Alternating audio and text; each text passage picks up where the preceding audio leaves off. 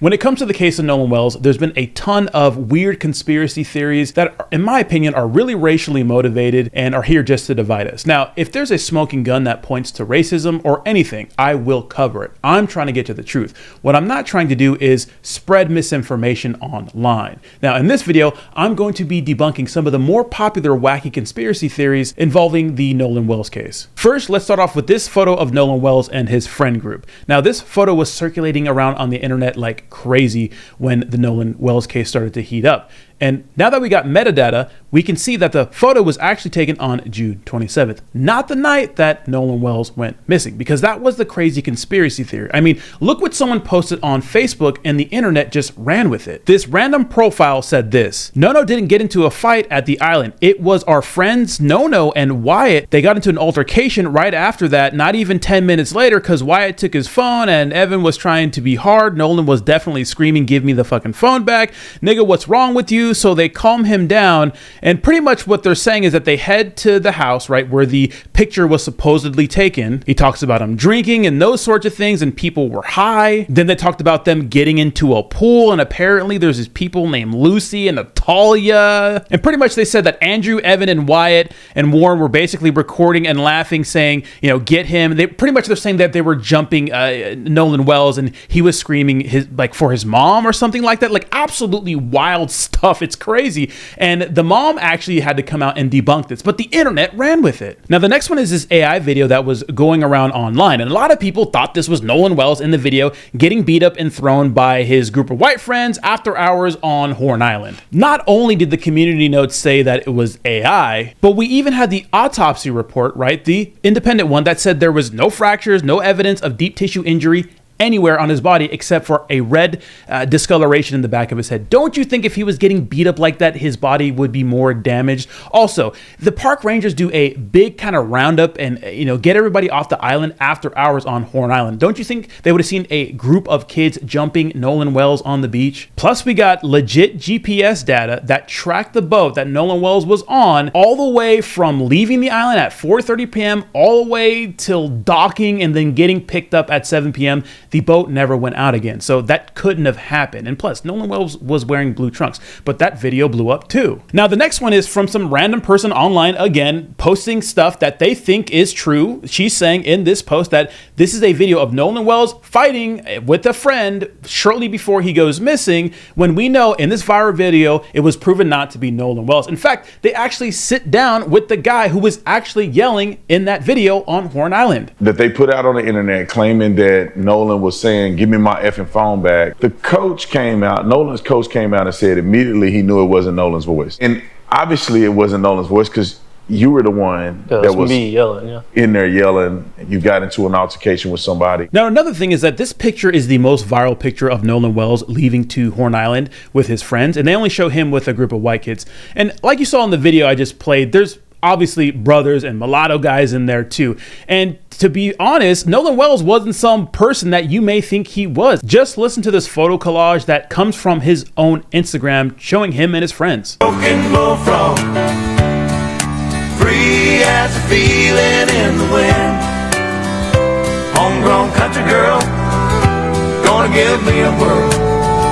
And another big conspiracy with the Nolan Wells case is the fact that people are wondering, why would he leave his phone on the boat? Like, what the heck is going on here? Now, here's the thing. When you're swimming through a body of water, you usually don't take electronics with you. And again, this is from Nolan Wells' best friend, Javon, who actually went to the island with them, just went on a separate boat, but people don't mention him because it doesn't fit the narrative. And another conspiracy theory was, why did Nolan's mom have to go look for his phone? What was up with the location? Why was it showing a different location on Snapchat? But the mom had Live 360. Why were the friends hiding the phone? And in this video, I'm gonna go ahead and insert a video that I already made, but put it on 1.5 speed, talking about Javon going to the island with him and then the whole phone and mom situation. One of the common misconceptions is that Nolan went to the island with just these three friends, when in fact, they were accompanied by his best friend. He was just on another boat, and that friend is Javon Williams. During the search for Nolan, a reporter actually spoke to Javon, and this is what they got from him. Wells headed to Horn Island on Saturday with friends. His best friend, 17-year-old Javon Williams, said he was supposed to be on the same boat, but it filled up. up. Williams rode out on a different boat, but he saw Wells on the island. He believed that he saw Wells for the last time after 4 p.m. on Saturday. While on Horn Island, Williams said Nolan was hanging out with a girl and chatting with another group of friends in the crowd. Both young men left their phones on the boat that Wells rode out on. Remember, Javon and Nolan each arrived on different boats. It's interesting. And then, of course, Nolan's mother later found her son's phones through location services, right? A phone call around 11, 4th of July. Hey, have you talked to Nolan? And I'm like, no, where's he at? So then my friend Tashima was so helpful in tracking his phone down because everyone was looking at the Snapchat location because all the kids follow each other. But I was looking at like 360 and I'm like, well, I don't understand because I'm literally looking at his phone like it's at someone's house. So thankfully my friend did go grab the phone for us. Now that last part is really important. Remember, the phone was left on the boat and the mother was tracking his location the entire time using Live 360, which tracks your location in real time. And remember, the only way the friends could track his location is through Snapchat. But Snapchat, unless you granted special access, it's only going to track your location when you have the app open. Her two sons, Jalen and Javon, they grew up together. They played City League sports together. When they got into school, they played sports together. And so she was like, hey, like, okay, the boys were pulling up a location from Snapchat. So the Snapchat location was completely different than the Live 360 location. So when I pulled up Live 360, it was different. It was showing everywhere the phone had been. Like I was like, well, it's showing that he's back on land. Like I'm not. He's like, but no, he didn't come back with us. So that would explain why the mother's not seeing his location on Snapchat. The friends are not seeing his location on Snapchat, but on Live 360, she can see his location. Now, the mother said she sent a friend to get Nolan's phone. Where did she find it? Did she find it in the boat? Did the friends have it on them? Were they trying to hide it? That's very important because it would really kind of fill in a lot of blanks that we have because a lot of people are assuming that the friends were kind of hiding the phone. Now stick with me, this part may get a little confusing, but on that same morning show with Ben Crump on national television, the mother implied that Nolan Wells' friends may have deleted Snapchat stories, Snapchat messages, or text messages. Well, we wouldn't know because she never handed the phone over to law enforcement for a forensic analysis. Now, you also heard her say on Good Morning America, in her own words, that she tracked Nolan Wells' location, or what she thought to be Nolan Wells' location. She was actually tracking his phone through the Live 360 app. Now, that app will track your phone no matter what else is going on with your phone. You could be doing any other thing, but it'll tell you the speed your car is going, all sorts of things, right? That is an app that'll always track you. She also mentioned that the friends were confused on where Nolan Wells was at because on Snapchat, his location didn't update. So in order to delete messages on Snapchat, you would need to open the app. And if you open the app, it'll update your location. So how can you delete Snapchat messages without updating the location? It just doesn't make sense. Now, this next conspiracy that I debunked is so insanely wonky, but again, this stuff is being amplified by people like Ben Crump. I already made a video on it, so I'll play it again at 1.5 speed. Screenshot is coming from a woman named Kim Brawley, and someone with the name of White Lotus Living left a pretty damning comment if true. She's alleging that the boat was cleaned at 3 a.m. 3 days ago. All of this information is coming from the Instagram of Ben Crump, which, look, none of this is verified, and I'm gonna get to the bottom of these two photos in this video. I'm Kimberly. I'm a former law professor with a JD LLM,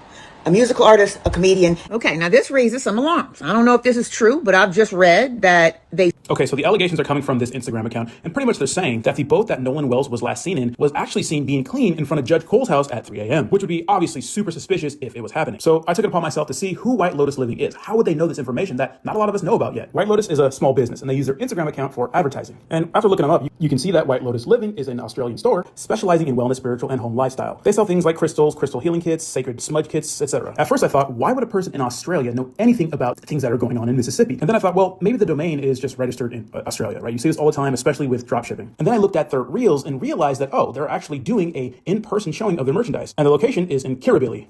And Kirribilli is a place in Australia. Now, why would someone in Australia know anything about what's going on in Mississippi, especially intimate details like that? Or maybe this person just knows that the people that are dumb enough to believe random comments on the internet are probably dumb enough to buy their gems and crystals and those sorts of things, and they're probably just doing a little bit of advertising. Not only was that account based out of Australia, but that person actually had their website made in Australia, and they frequented, again, those farmers markets that happen only in Kirribilli, Australia, before and after the incident happened. So how would they know the judge's mom or the judge's family was cleaning out their boat at 3 a.m.? It's just ridiculousness. And now the newest wacky conspiracy theory is the fact that people are claiming that when his friends, right, Warren, made a distress call to the boating services so they can get help because their boat was taking on water, you could hear Nolan Wells in the background. If you think that you can analyze that audio, people on the internet, and know exactly what's going on, I don't know what to tell you. You are way past the point of no return. But we did get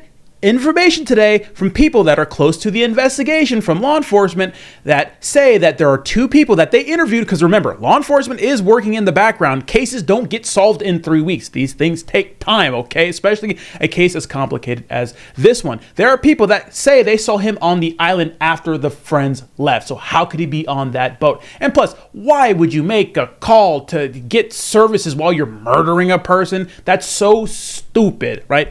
Anyways, Let me know what you think in the comments down below. These are crazy. I just wanted to make a little debunking video for you because unlike a lot of people, I'm actually looking at all the information in this case. And look, if there's something that comes out that's a smoking gun, I will absolutely call it out. But until then, I just gotta call it how I see it.